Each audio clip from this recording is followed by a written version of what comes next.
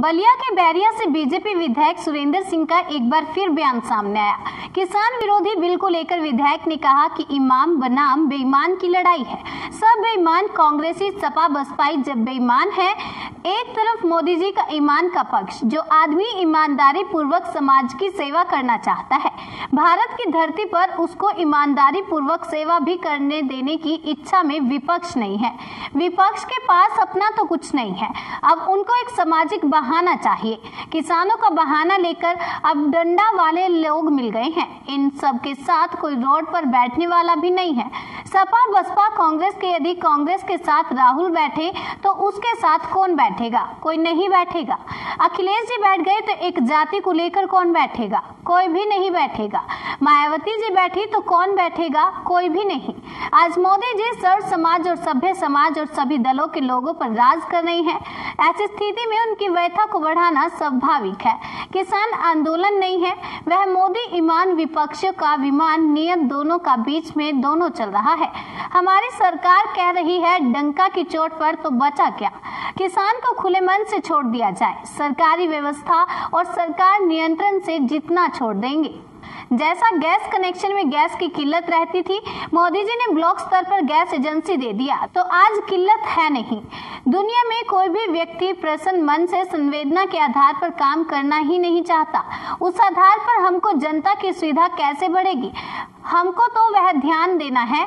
हमारे मोदी जी ध्यान दे रहे हैं। किसान हित में सर्वोपरि बिल है, अब तक का सबसे श्रेष्ठ सिद्धांत है, श्रेष्ठ विचार है।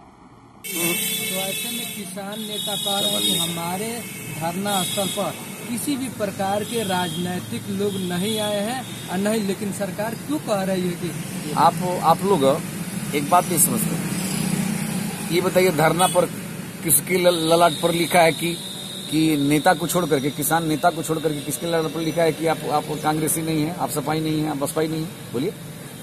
तो कुछ युद्ध अघोषित होता है, पाकिस्तान अघोषित युद्ध लड़ता है, तो विपक्षी भी अघोषित युद्ध लड़ रहे हैं, प्रजातांत्रिक युद्ध लड़ रहे हैं, लेकिन मोदी जी के चरित्र और ईमान पर कोई फर्क पड़ने वाला। सर, अन्नदाता की बात हो रही, किसान की बात हो रही है, तो आप जहां एमएसपी का विरोध हो रहा है, तो आप किस तरह से देखते हैं एमएसपी को? ये बताइए पत्रकार जी, हमारी सरकार स्पष्ट डंका की चोट पर करे कि एमएसपी लागू रहेगी, इसके बाद बचा क्या? तो सरकार क्या बचा? कारपोरेट के हाथों में चली जाएगी, किसान के हाथ से खसक जाएगा। कारपोरेट के हाथों में आप बात करते हैं, तो यदि किसान को खुले मन से छोड़ दिया जाए, सरकारी व्यवस्था और सरकारी नियंत्रण से जितना मुक्त कर देंगे। आप बताइए, गैस की किल्लत रहती थी ना? गैस की किल्लत कितनी रहती थी? और मोदी जी ने यदि ब्लॉक स्तर पर गैस एजेंसी दे दिया तो आप आज किल्लत है? नहीं है। सवाल ये है कि हकीकत ये है कि आज दुनिया में जो है कोई भी व्यक्ति प्रसन्न मन से संवेदना के आधार पर काम करना चाहता ही नहीं। तो उस आधार पर हमको जनता की सुविधा कैसे बढ़ेगी, हमको तो ध्यान देना है। हमारे मोदी जी ध्यान। सर, किसान हित में कैसे, आप बताइए, किसान हित में 3 बिंदु बताइए, किसान हित में कैसे ये बिल है? सिर्फ आप किसान हित में सर्वोपरि बिल है, अब तक का सबसे श्रेष्ठ सिद्धांत है और विचार है। कैसे बताता हूँ।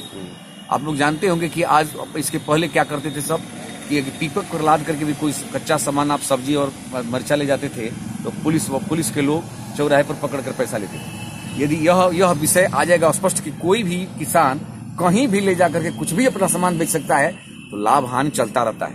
ये तो सरकार की अपनी व्यवस्था होता है, लेकिन हम प्रसन्न मन से अपने सामान को, उत्पादन को कहीं भी ले जाकर बेच तो सकते हैं। आज तो वो भी परिस्थिति नहीं है। जाएंगे तो कहीं वो पकड़ लेगा, तो कहीं वो पकड़ लेगा, तो कहीं कुछ पकड़ लेगा। सर, इसमें डंपिंग की बन जाएगी ना, भंडार का व्यवस्था बढ़